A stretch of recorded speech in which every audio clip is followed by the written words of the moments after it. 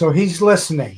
Oh, he's listening, my friend. Okay, good. So I'm talking to you, Lao Tzu and San, and what I want to find out is information on Mars. And just to get things going, this is a photograph from NASA of a specific area called Sedona. And there's all kinds of interesting things here. There's a face, there's a huge pyramid taller than anything we have on Earth. And let me just give you a blow up of that pyramid, the D&M pyramid. And it's 600 meters high, kilometer across, and it's on a crater, the edge of a crater, which may or may not be important. I think it may be important. And so these are of interest. In fact, my specific question, and I wrote it down, is please tell me about the entities that built the Sedona pyramid face, that whole area. Interesting. Taking a closer look there, what he's being given very clear insight into is there was a collision or an effect with an outside element that created and formed that through the crashing of an actual spaceship into Mars. And so that formation, how close can you actually get to that? Because there's actually an entry and exit from that formation that actually, I guess you'd call them aliens, are moving in and out of. I think there are roads. They see some remnants of it, but okay, let's call them aliens.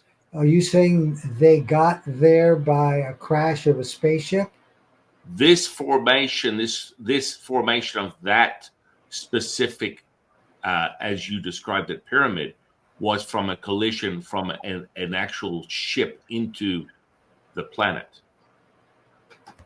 It did not form itself naturally. It wasn't created by the development of an external frequency that would be transmitted. More commonly, if you look at something like the pyramids, there's very clear evidence of a level of mastery that is being able to form and create to precision the stones within the pyramids in Egypt and around the world. Even some of the stuff that we're seeing out here in Nevada are perfectly formed shapes that are naturally a reflection of the constellations. This was created from a collision, and the ship itself is able to enter and exit at any time. But there was a formation. If you look closer at it, you will see that it was formed from an absorption of the actual the ship or plane or whatever you want to call it into the actual structure of the planet. Can we get closer into that? Maybe, but you're not going to get much more detail. No, it looks like that's as big as I can make it. Let me try. Well, it says it's getting bigger, but it isn't. Because this looks like a side view. The brown image below is a side view, as if it's not an overview. Is that correct? Well, and I'm not 100% sure there wasn't some artistic, like because this looks, I guess this is that face. That's, right. That's awfully flat. Right. And well, so let me repeat what I think you said. Right. A ship Yes. crashed into the surface of that planet. in this area. In that area, if you look at the formation of even the side shot of the brown image, if we were to say if there was any validation to that, it almost looks in formation a sort of like a bracing or an absorption of something onto the surface of that planet, which would correlate and go in line with what he said was an actual impact from a ship. Now that ship is not it does not have sharp edges. Its geometry is a perfect circle. So that would honestly be in line with that, because you can see some type of round shaping at that edge. Does that make sense? Well, yeah, these are meteor impacts. Hard to believe they're ship impacts. They're huge. Right. I mean, but that meteor could very well be a ship. A very large ship. So that's what you and Lao. But here's the thing. What about okay? There is activity that is still taking place today with occupation of that space with what we consider life forms that could be considered alien. Right. And where, okay, and that was actually one of my questions. Where are they doing their activity? Well, that is one formation. You would look at that as a place of ritual, a place of habitat, and they would basically be able to come in and out of that planet. Furthermore, what's going on is what's going inside deeper into the core of that particular planet. There's some evidence of burrowing or going deeper into that substance, which you would consider Mars. Okay, so in particular, let's focus on the pyramid and let's start going down, a mile at a time. Is it possible that they're Go ahead. Let's go ahead and do that. What's really interesting about the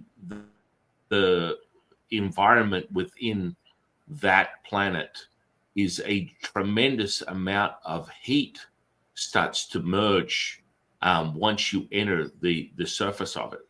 So as you're going down, it's as if you're standing inside the center of an amber of a coal, a fire, a cigarette. It's hot, and it is phosphorus and amber in its color, and that is it's like you're walking into this crystalline palace, but it's heat. It's not cooling in any stretch of the imagination. How big is this? It's like a cavernous. You're literally walking into a entry that goes down, and it opens up even more, where the height of the entry gets higher and higher, and it becomes more and more bright and open, but extremely hot. Like a human being would burn up just in the entry to, or even if we touched the surface of the planet, we would be dead on arrival. This is not the case for the habitat within this. The alien evidence of alien activity, whatever life form that is, has the ability to adapt to this energy and the environment, which is crazy. Are they there now? Right at this moment, that entry point, no. There is nothing, there is no life force in that entry point. But I mean, when I'm walking, when Lao Tzu was showing me this, it is absolutely insane. I mean, we're talking about, imagine the most incredible example of the most beautiful gem or crystal that you could imagine.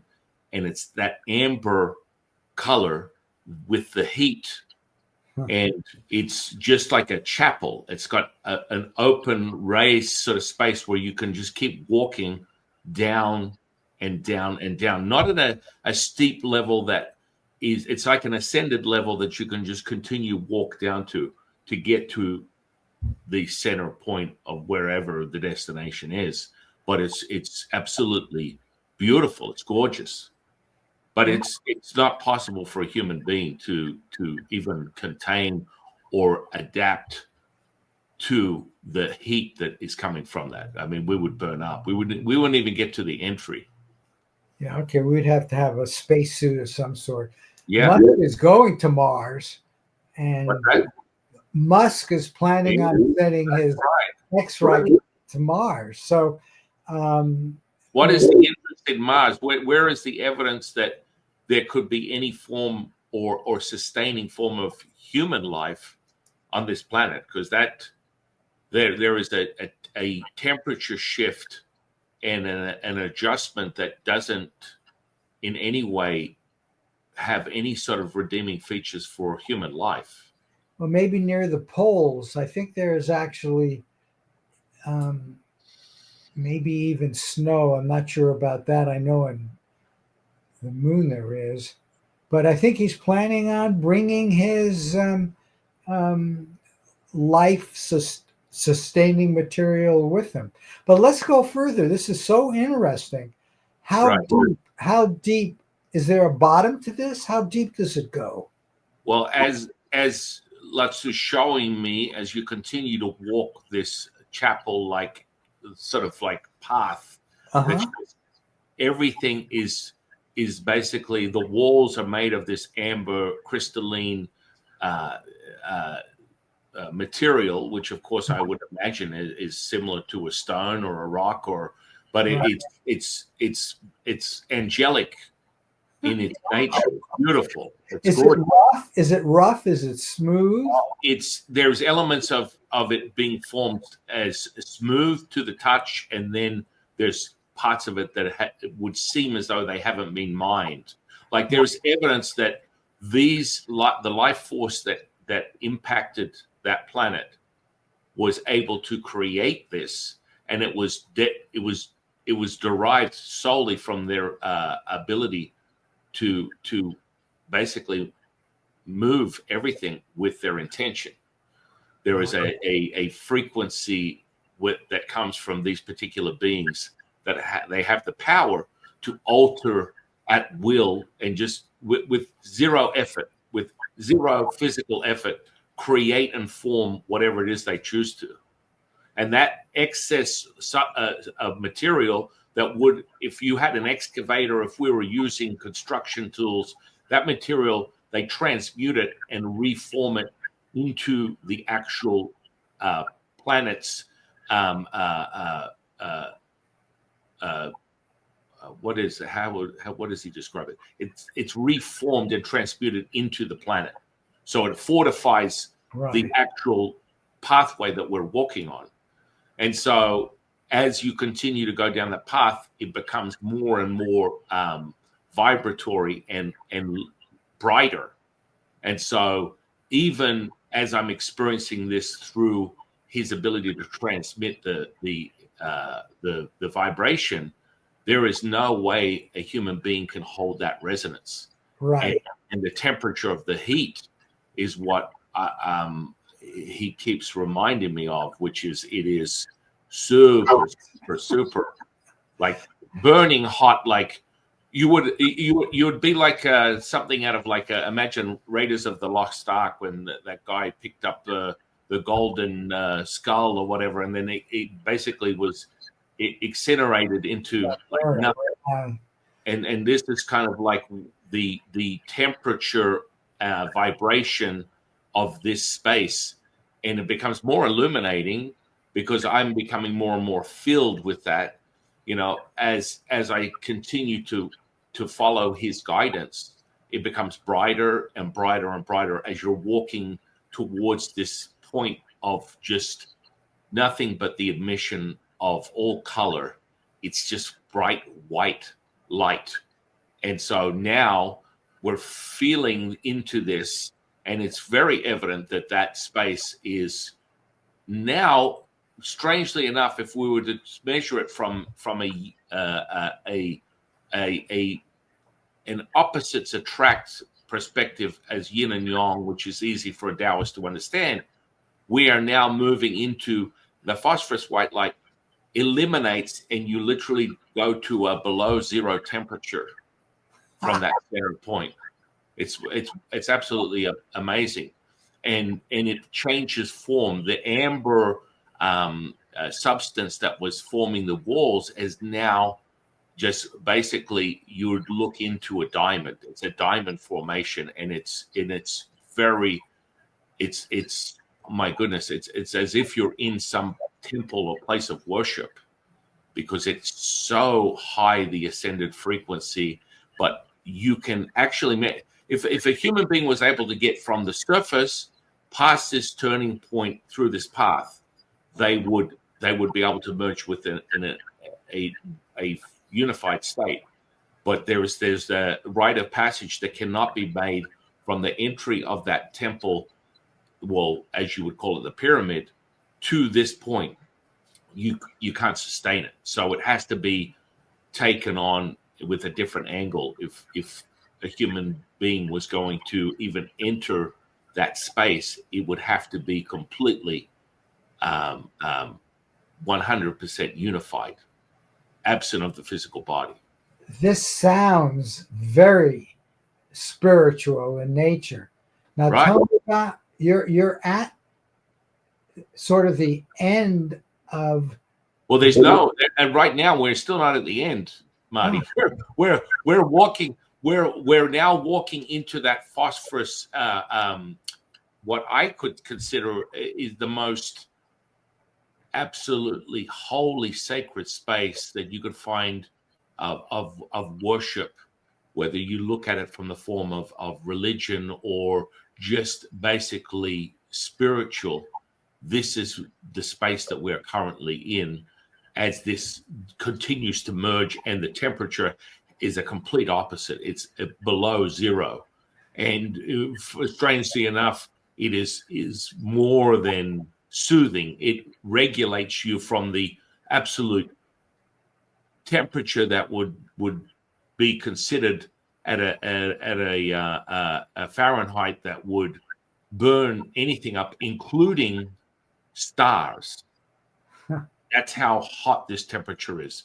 That a star could not hold the frequency. And what about the cold? The cold it's almost like the complete opposite, yet you're able to merge into that. If a human being could get from the entry point to the transfer and transmission and altered state into this sacred pathway, you would be able to merge with this crystalline form. And it's like it for me, it's really interesting because I do a lot of yin and yang training. So whenever I go into commune with Lao Tzu, which is normally the beginning of the day and the end of the day, he gives me a directive, and we have mandates and things that I must follow. And through that rite of passages, training the physical body to adapt to yin and yang temperature. And so I will sit into a dry sauna at 230 degrees for 45 minutes, or furthermore, I'll sit into cold, like ice cold, like plunge at 36 degrees for 30 or 40 minutes, and transmute that energy so that I can maintain it and switch in between, which is part of the training. And this, my dear friend, is very, very interesting. It's more than compelling, and it is overwhelming. Yeah. The density of that crystalline effect and the temperature change. So it's almost as if when you step into a steam. Have you ever been in a steam room? I have. Mm-hmm. Right. it's the same effect now. Now, as I continue to walk, I have no vision or ability to see anything because this steam substance is actually filling the space. I can vaguely see the walls and the ceiling because it's so bright white. It's so bright white. Yet the steam is also obstructing my view. And the steam is not hot.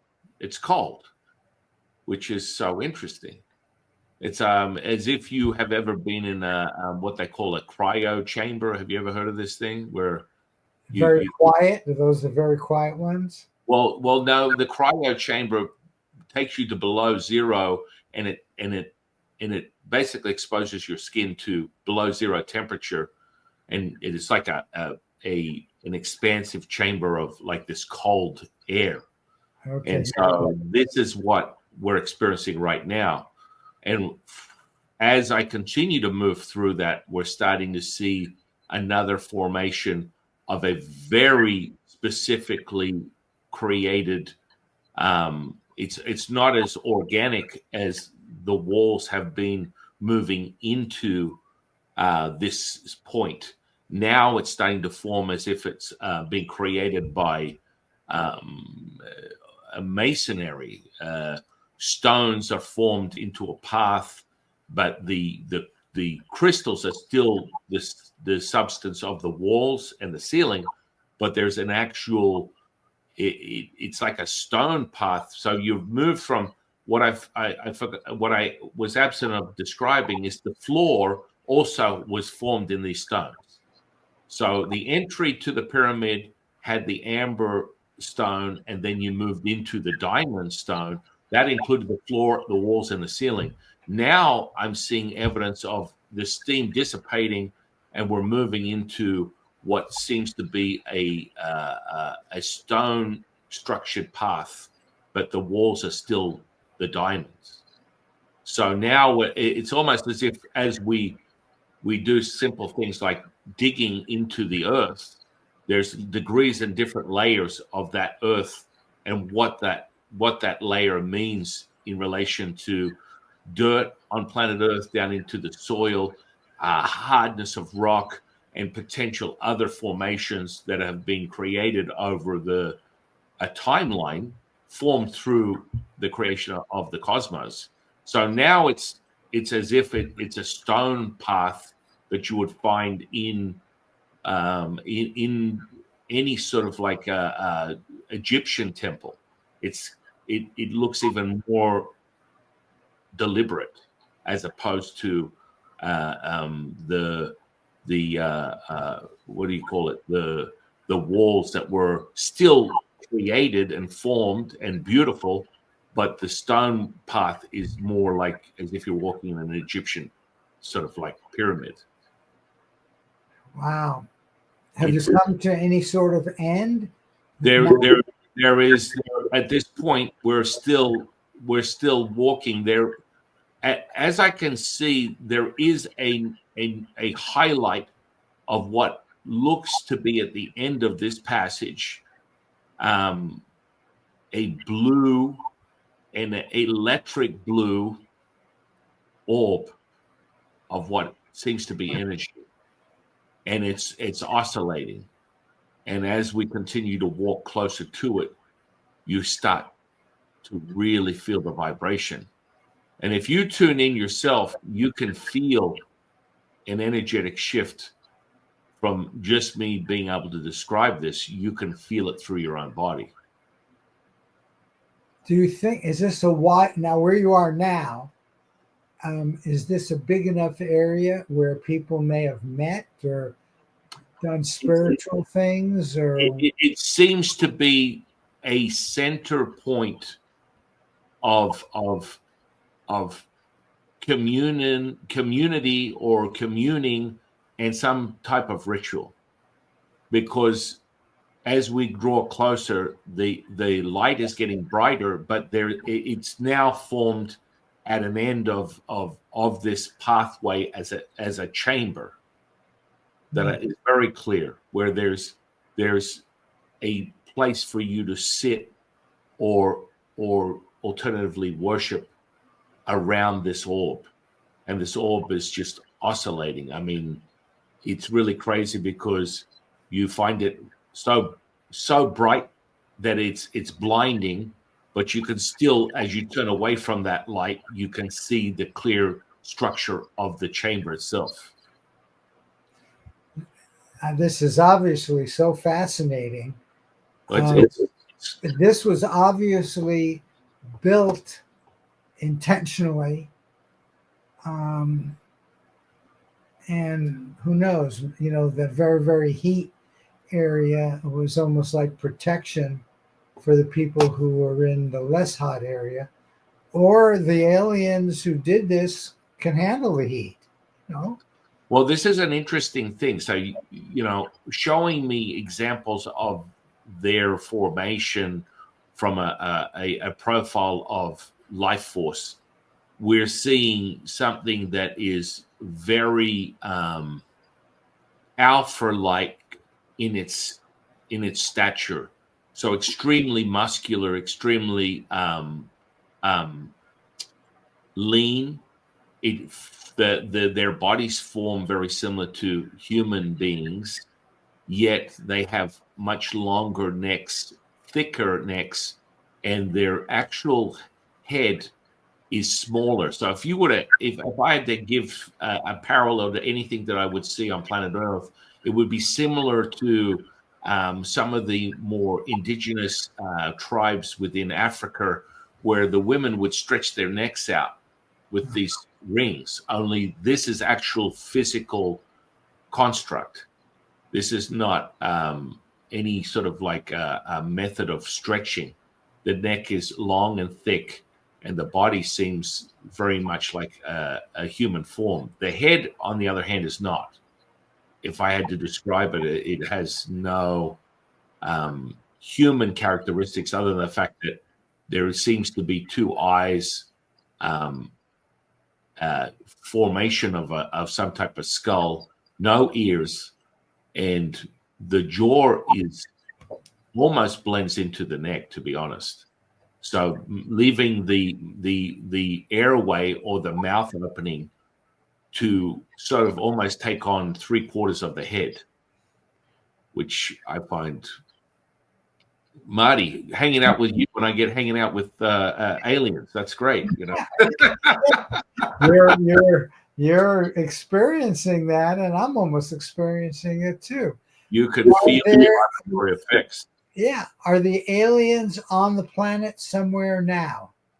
Not in this formation. No, they are not. Now, Lao Tzu makes it very clear too that the common conflict or connection with what you had mentioned earlier as meteorites or even other objects that are floating or moving through this cosmos. This is the very evidence, because when you look closer, they're not just random formed leftover stars or a formation of a constellation. At further investigation, you will find that these have the ability of morphing from what you would perceive as a meteorite into an actual ship. They're using these sort of like sort of like a what do you call those chameleon abilities to change the appearance of their ship into an obscure object that you would find not even, it wouldn't draw your attention to it because it would just be part of the surrounding, the environment of the universe. That is just so fascinating. What we call the pyramid, I know you said it was part of the impact. Yes. But nevertheless, obviously what's under there is created. And so the pyramid shape, as you well know, on Earth, pyramids are everywhere. Pyramid shape might have somehow been created that way too. Well, what happens with, Lao Tzu is very clear on this. Mm-hmm. When you observe things within this construct, within the formation of what we call, familiar with, people will refer to a realm, a dimension, more clearly. Lao Tzu always speaks frequentially about these things. So the resonance, what you're mirroring, and this is very common within Taoist magic, we use the effects, the formations naturally occurring, which is, there is no coincidence, on the planet Earth. There is a mirroring effect of everything within the cosmos. So we commonly use constellations to harness energy and transmute it on planet Earth within our own magical rituals. So what he's saying is everything is perfectly mirrored within everything. Does that make sense?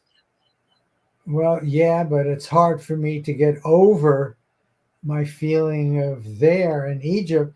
People seem to have actually constructed that, though they may have been there before the people. Well, that the construction of Egypt had very similar tools of unification to be able to move and shape and construct what is present or left over as what we perceive as Egypt. That was none of that. Very little amount of that was made by human hands. It was constructed by a highly evolved, basically, we would refer to it as an alchemist, Right. that has the ability to transmute things at will and form things without ever putting their human hands on the construction. Does that make sense? Yes, and you said that earlier on, And there's evidence of that life force on this planet, and there's how that particular pathway entry into the core of that planet was formed by similar skills and techniques from that life force. so we were visited by that life force on Earth. Who knows when? Let me just ask you another question. You see what is called the face here? Mm-hmm. Did the life force, for some reason, choose to make a face that represents their, quote, king or emperor or something? Now, this is really interesting. I mean, how clear is the face itself? Pretty clear. They've got close-ups of it. I didn't make one here, but there are close-ups of it, and it does not look random. Well, the question is it something that is being formed to present itself as such, yet it would be considered random, but it is not. There is as Lao Tzu, I'll just bring us back to what Lao Tzu just said. There is nothing random about anything that takes place in this universe. Okay, here, I just went to the internet, and here's the face. Now, there are rocks around it, but where is the formation of the face? I'm trying to look at it. Here it is. Is that the image is that the image you have on the screen right now? Yes. Where is the face itself? I'm trying to see it. Oh, you don't see it? No, I do not. No. Okay, do you see my cursor? No, I don't. Okay, let me see if I can make it bigger. See, to me, it looks like a face, but oh, okay, I'm making it bigger. Okay. Can you see it now? No, nothing has changed on the screen yet. Okay, so it's just on mine. It looks like a half face with eyes, mouth, no ears. It looks like it's got hair. I'm sorry you can't see my cursor. You know what? Let me look it up on my end. Let me see. Oh, yeah. Just put in Martian face. Okay, let me see. Face on Mars, right. Face on Mars. Let me see. Okay, let me take a look here. Right, right, right. Now, how much? Here is the biggest question, more than anything. How much has this been validated as 1000% authenticated as an actual image? My understanding is that whenever they do modify the images, and sometimes they do, they say to improve it, but they always say that, or they should always say that. A Yeah. lot of these are original NASA photos, and the one you're looking at now, it might say that. It might say it came from a particular Viking. To give it credit. Right. I'm trying to find one that they're attempting to. There's definitely this is whatever is existing right now as the formed face has been doctored to some degree.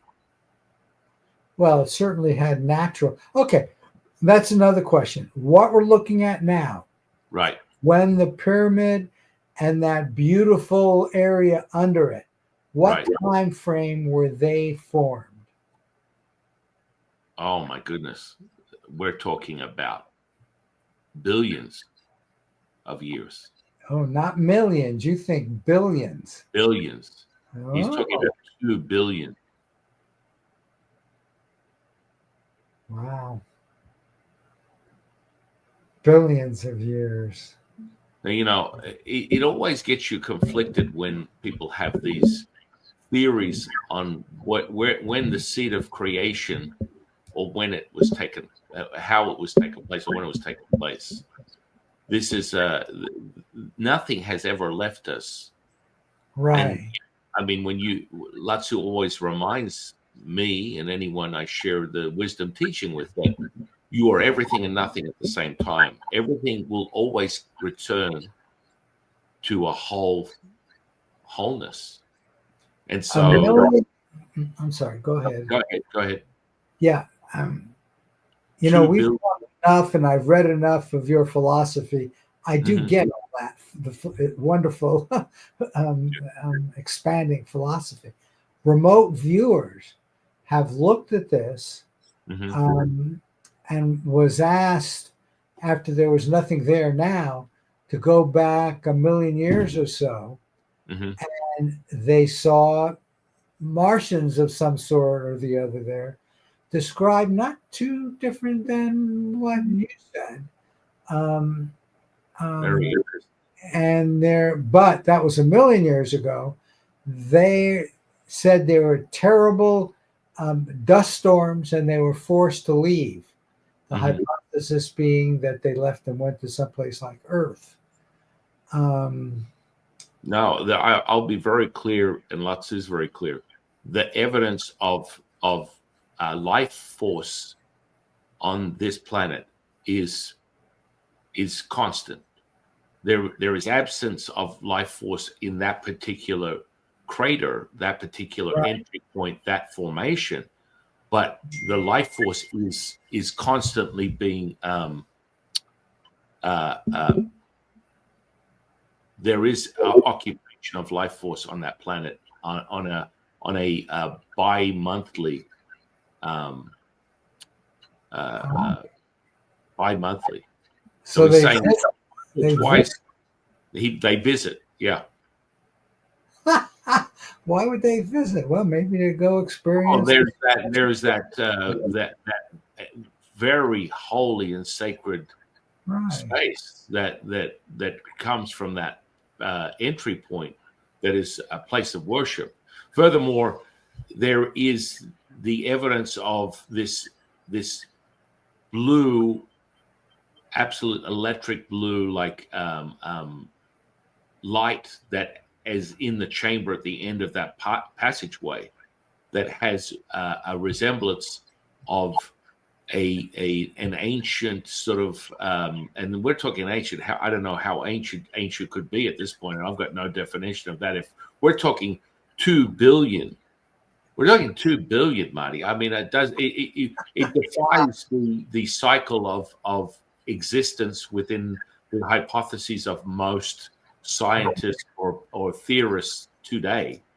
But I'm not going to dismiss it, because you and I are experiencing a visceral experience right now as Lao Tzu takes us through this. That's my validation. Furthermore, he's never wrong. And I always love watching it transpire and expand into when he shares information. Furthermore, our dear friend Elon is probably going to end up having some type of breaking bread or communion with these beings when he attempts to enter this planet, because it cannot be sustained with human life with the temperatures that are being transmitted on the surface and entry into the core of that. Well, I'm sure he knows what surface temperatures are. We can measure that. Mm-hmm. But they're much hotter under here. Okay, let me ask you, just because the spiritual aspect of this is so important. Oh, I lost it. But if you remember that picture with the blow up of this in the side, it also said there was a taller, bigger pyramid over here someplace. Mm-hmm. Can you find that and take a look at that? That might be even deeper. Yeah. This is very interesting. Referencing that, Lao Tzu is showing me an inverse mirrored effect of that formation, but it is formed there's an entry at the base of that formation also. Now, underneath that is the inverse reflection, which is all gold. Oh, jeez. Gold. All gold. Now, you feel that charge. When I say that, you feel that charge. It's like, holy moly.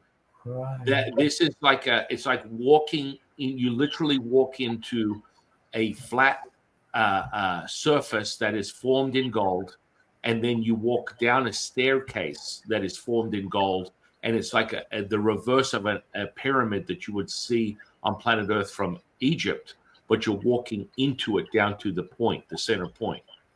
And the brightness is formed again with this what do you call it, amber stone or formation that's giving you this sort of like a crystalline again, what seems to be some type of sacred space. But the second you enter into it, the amber light is again showing the temperature of this crazy ass temperature that human beings cannot hold or maintain. Once you start walking onto the actual gold itself, which is formed into what seems like brick-like formations, so it's being transmuted as such. And these beings have used their what we would consider superpowers to formate and create this construct. And you walk into the center of this chamber that's at the base of that particular formation, and the temperature is hot. The second you step onto the gold, it starts to climatize and regulate and cool. And then as you walk deeper and deeper, it gets more and more like frighteningly freezing-like in its temperature, but it gets brighter. It gets absolutely brighter, which is it gets brighter. Yeah, it gets brighter. Now, I mean, we understand this from a Taoist perspective as, dark, as you know it, yin is just the absorption of all light, and yang is the transmission or admission of all light. It's like all colors are absorbed in black, all colors are transmitted in white. This is a very common understanding for a Taoist to reveal reality through this yin and yang lens. If you keep walking on this gold path, is it headed towards that spiritual purple light. This is a separate point. And being given a macro view of this, which is Lao Tzu showing me this, as if we're looking down on a map, there are actually, it's really strange because I would, as a Taoist, I always associate everything with the cycle of 9. Unfortunately, the formations of these sacred spots on this particular planet, there are only 7 of them. Now that has a relevance for whoever it's relevant to, but there are 7 holy points like the 2 that we're experiencing and have experienced so far. There are another 5, and they're all different forms of a transmuted element within the core of that planet. And so there's sacred places of worship that these beings, the life force of these aliens, I'm just going to call them that, are worshiping these individual elements. Now, what Lao Tzu is saying is through their practices, their faith, the purpose of this ritual is to be able to transmute all these energies as one, which would then bring a whole new vibratory effect to that planet. But even over all these years and all their supernatural abilities, they have never been able to merge these elements together. There is a missing component. And it has to do with a specific planet that is made of pure platinum. Oh, and wow. it's absolutely insane. I can't make this stuff. I mean, you can't make this shit up, Marty. I'm sorry. You're getting this from him, right? Wow. Yeah. I mean, it's wild. It's absolutely wild. And I mean, that's the beautiful part about what we do and tapping into this information is instantaneous. Somehow he has to combine platinum with the 7 elements of that planet for it to now transmute into a resonance that can occupy and sustain different life force other than theirs. Pure holiness. Pardon me? Pure holiness or something like that? Well, it connects these separate elements to form it's sort of like a nirvana, a place where it's almost like an oasis. It transmutes something that would not be habitable, and it gives the ability to then flourish with this nourishment that would almost emulate, and this is really strange, they want to emulate or replicate planet Earth. Okay. Yeah, I mean, what? Where did that come from, huh? Yeah. I mean, this is what he's sharing with me. It's really absolutely mind-blowing because these elements, if merged together, it's like you remember that TV show Shazam? You ever remember that Shazam character back in the 70s where he had the 2 rings and he put it together and be Shazam? Anyway, it was a superhero and his name was Shazam. And I mean, literally, that's the Shazam moment when you are able to unify these elements with this platinum planet, which I find fascinating. Absolutely fascinating. Let me connect. Well, before I connect the gold, let me ask you what he and you know about the pyramids on Earth. If I go below the pyramids on Earth, is there any sign of this kind of construction? There is a universe. I mean, he shared that revelation quite some time ago with me, and he's very clear on this. There's an inverse effect of literally a paradise underneath the pyramids in Egypt it's formed in pure gold. Yeah, that chart you got right now, my friend, that's your validation. How far down? How far down is a very interesting quandary. Let me see. We're talking at least equivalent to 9,000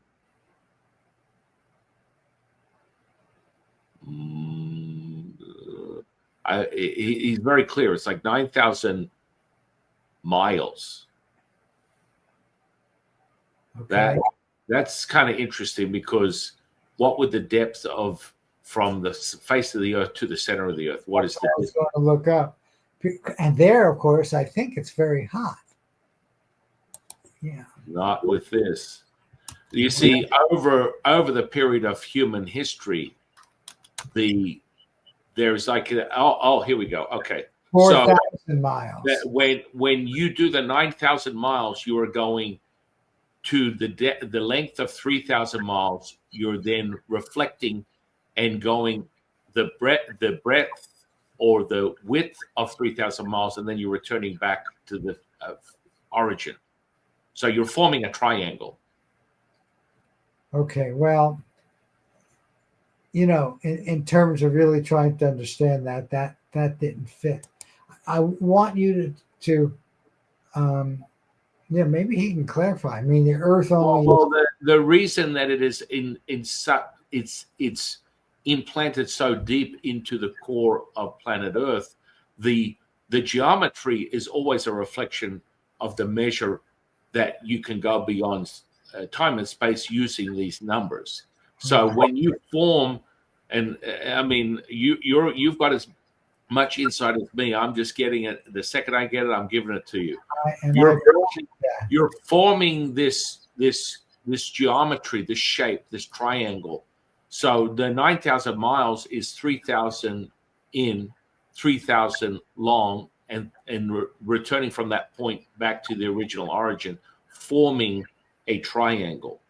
So I would just point out to you that you had a very, very long pause.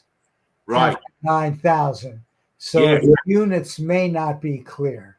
Right. Well, that's where it was like, okay, you're overloading me with information, and that's where the formation of that geometry comes in.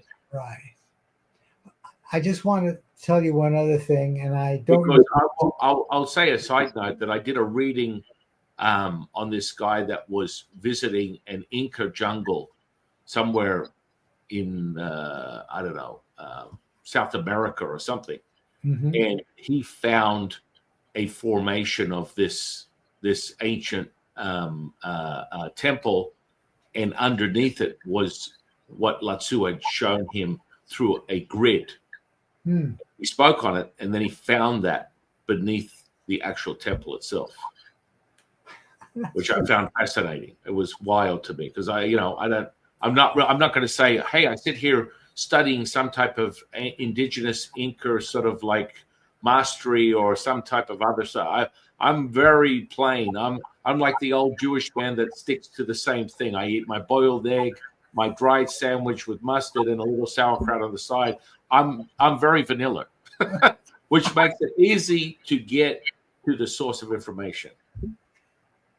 The Macedonians, I think, are as far back as we go where we have any records. And they, according to a guy whose name I've forgotten, he's written a couple of books on this, were visited by aliens. Right. And they were asked to mine gold. They, in fact, were slaves to mine gold.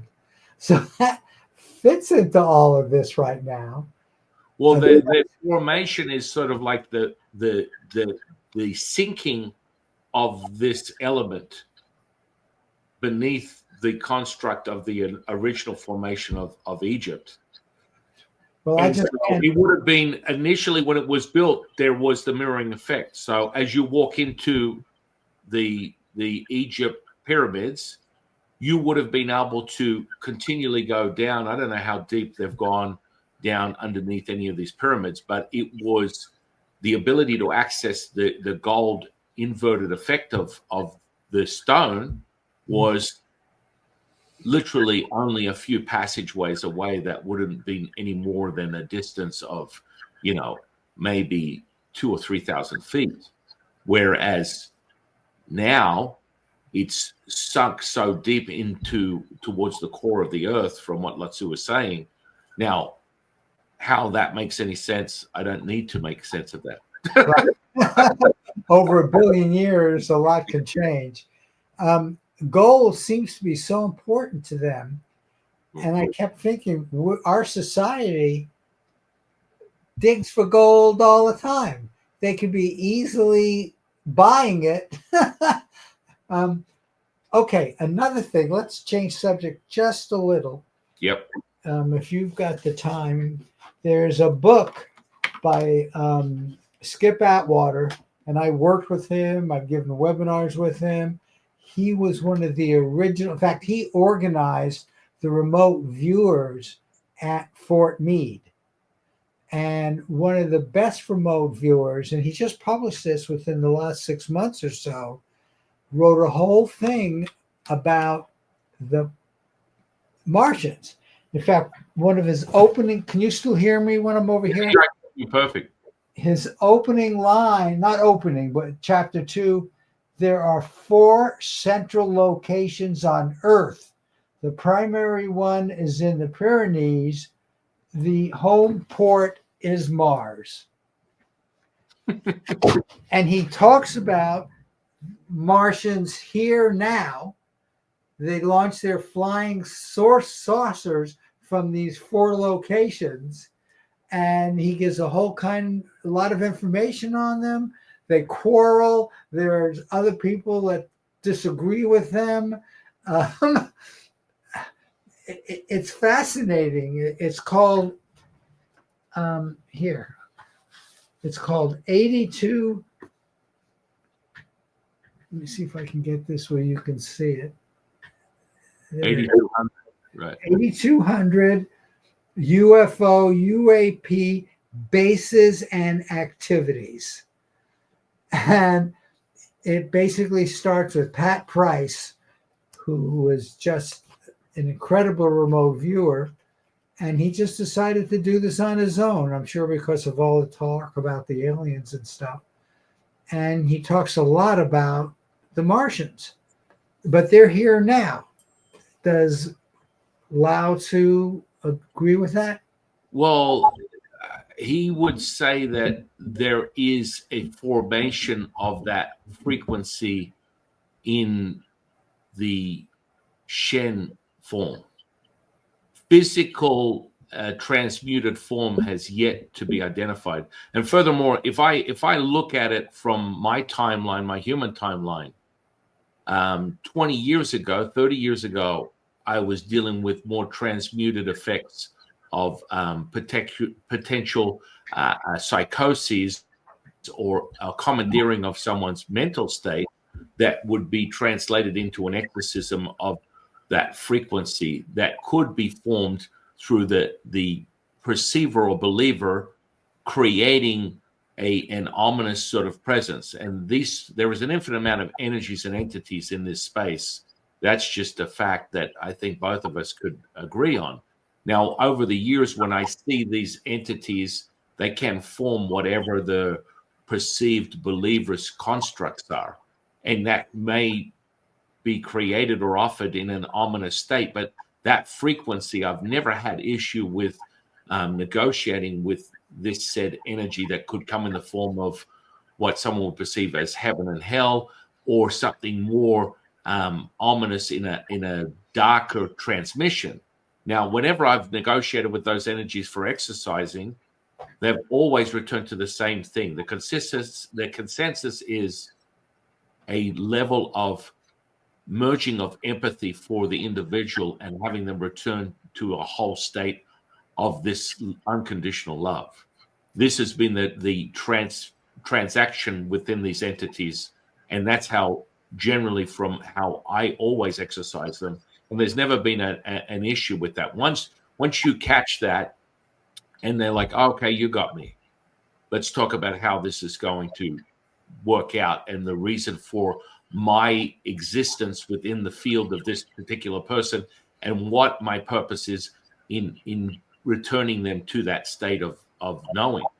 Now, fast forward to 2024, fast forward to even 5 years ago, okay, let's even say 10 years ago, I have been seeing clear evidence of alien entities within anyone's field that comes into my space for some form of healing or whatever their methods of mastery that they want to learn from me. I've been seeing evidence after evidence after evidence of these alien beings in their field.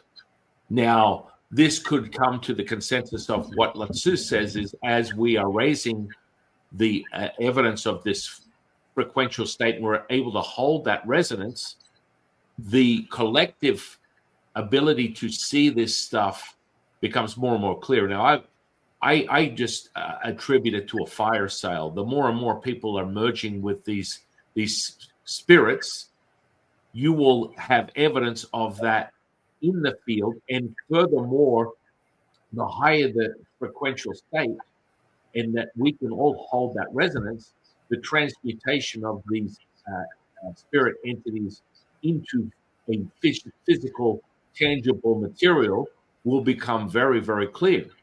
At this point, there is still not enough evidence. The illusionary, here's the thing. What's illusionary is it hasn't transmuted into a tangible state. It's illusionary. There are no coincidences that there is no deep knowing of this communication. Their existence would be evidenced in what we just discovered and explored through their ability to adapt to temperatures that we cannot hold within our physical bodies. This is not possible because there is this container is subject to the resonance and the frequency of this planet. And the second you take that out of that, you are now emerging. Now we can do it from a state of what we call spirit Qing, where we're able to merge with this and be whole. And you can experience, as we just experienced the exploration of Mars, we can do that when we're unified in that frequency.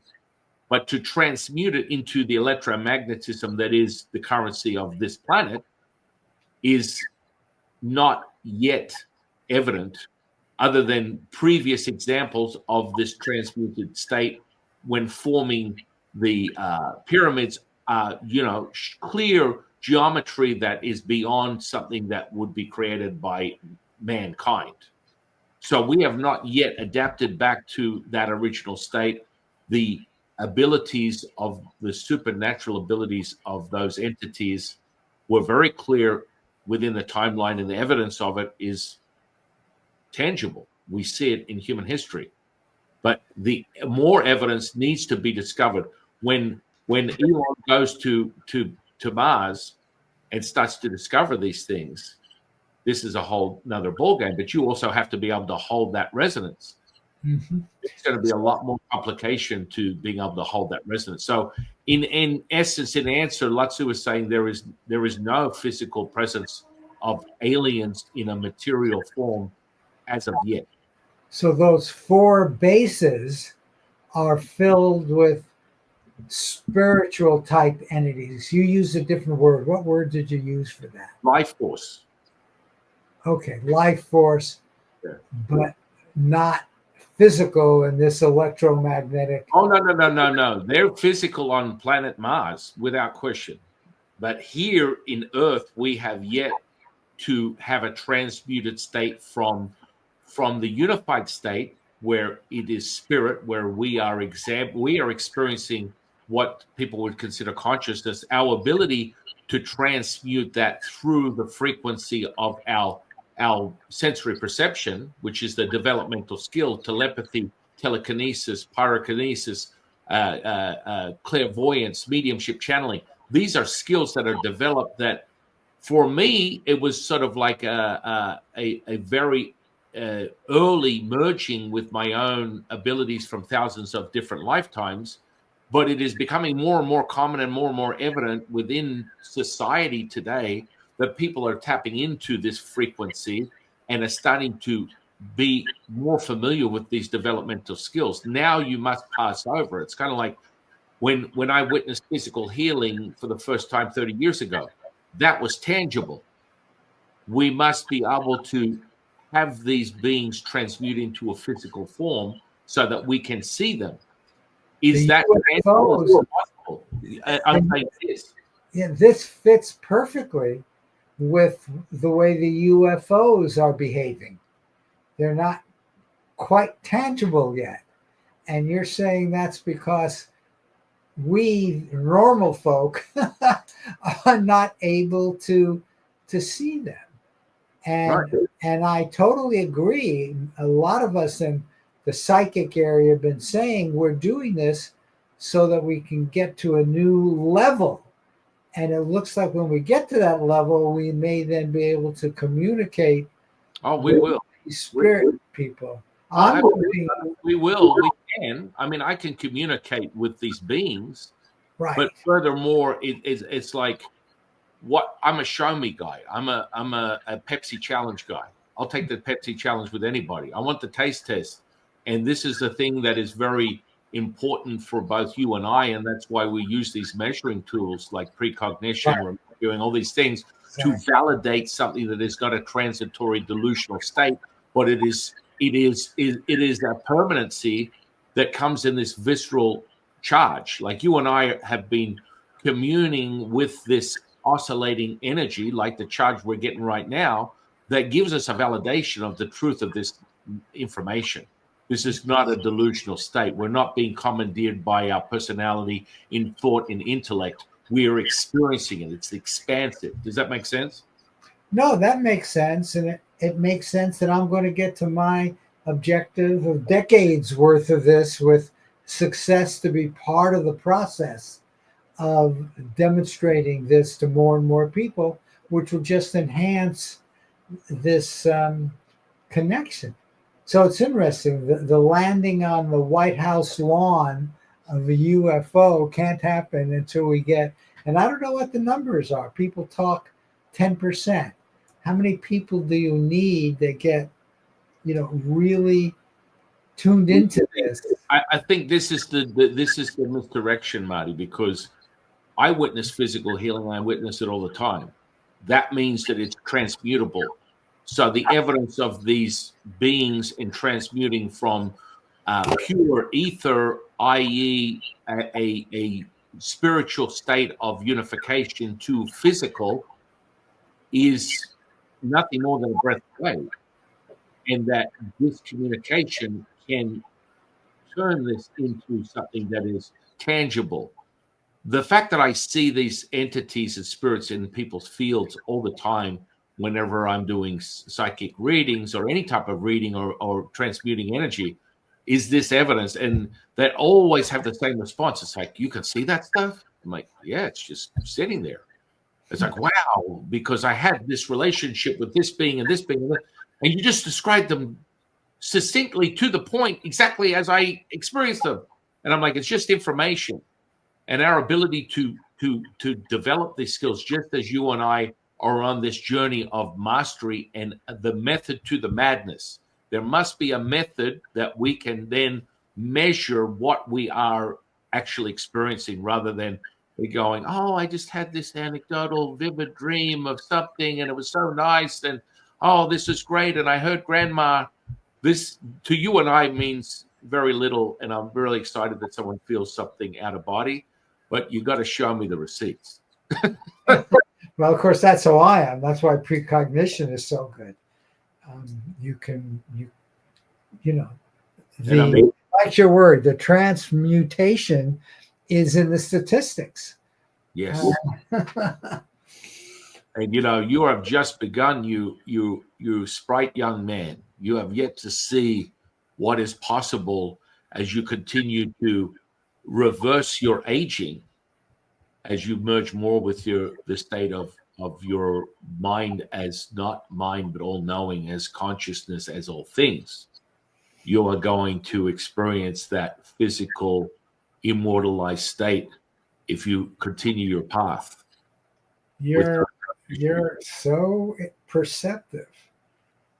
My wife thinks I'm crazy because that's what I tell her. I'm going to live to 140. And I Yes. want her to live to 140. And she says, Actually, I got better news for you. What Lao Tzu's sharing with me right now is more around 156, 159, and that number will continue to drive up the more and more you merge with this material, the more and more you unify with it, the lifespan, because the lifespan has everything to do with how you crystallize and activate the immortality within the physical flesh. This is why Taoist alchemy is so powerful. The more and more you recognize that ability to transmute the electromagnetism is the very evidence you need, and you nourish it, you will become more and more vital, more youthful as you continue on this journey. And you are far from crazy, my friend. I think it's just the very subject sort of relationship within our Jewish community that, you know, we're all misogynist to some degree, right? well, that's right. And we are getting, as measured in years, older. I'm 81. My wife's 81. And we do know people who are dying. So it's hard for her to get over it. But I have to tell you, I've been saying this for many, many years. I wrote a book many, many years ago. And then the book, the main character, who of course was me, lived to 140. Well, So, you're going yeah. above right now. You've just increased your pay grade from Lao Tzu, and I normally I'm not forthcoming with timelines because I had a very abrupt sort of slap in the face when I first started all this clairvoyant stuff 30 years ago. I gave someone a reading and I gave them their timeline, and unfortunately, in my opinion, it was unfortunate. They passed away to the second, and that was within 2 months of the reading. And I sat with Lao Tzu. I said, exactly what was the purpose of you having me experience such loss? For me, I feel such loss of life. And for what reason did you have me share information with them? This is for you to realize and learn that there is no limitation. The limitation starts in the human mind. And if you give them a timeline, they will be limited by that, and it will transpire and transmute into reality. And I'm like, well, okay, why didn't you share that with me? So I didn't give them the timeline. This is part of what that experience was. You know now that that can be altered. I'm like, that doesn't even make sense to me. Sorry, I'm not enjoying the idea of someone expiring on a mortal level.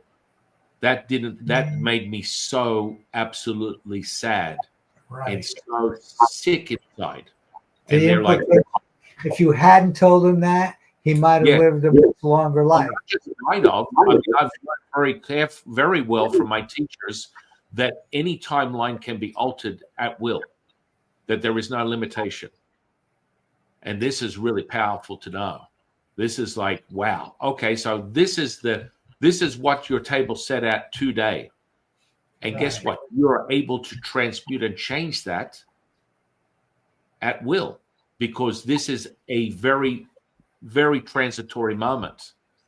And for you to remember to know who you are, to unify, you cannot operate in the electromagnetism. Any evidence of healing, any evidence of serendipitous synchronistic moments through my journey has never been in a dualistic state. It is absolutely no place, no person, no thing. Now, when we're communicating, when I'm getting all that information, we just went on a magical mystery ride. I am not in a state of I am San Qing and I'm talking with Lao Tzu, and I'm just in the now moment, and the information is coming through, and it's very clear. I'm not getting obstructed by this overshadowing of why I need this validation and this validation and this and this. As you could see, right, the information flew so effortlessly through me into this space, and you could feel the visceral effects of that.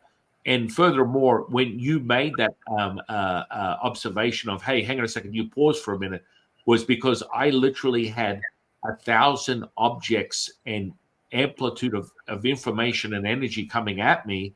Even though he was describing it, I fell into my mind. I fell into my intellect for a second. It was too much.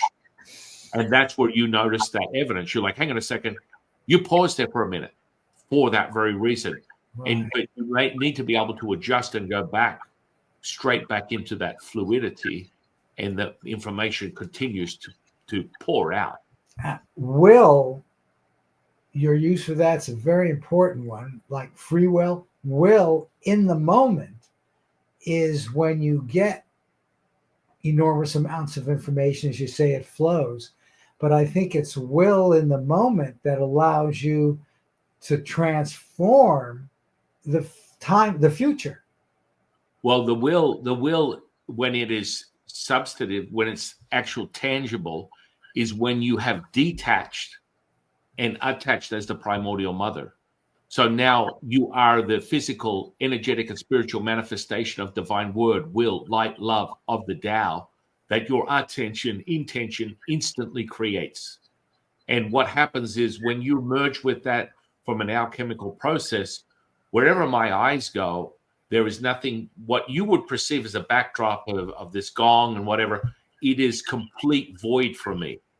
It's darkness. And the second intention is being sparked for whatever reason, formation of said entity, spirits, objects, anything instantly forms.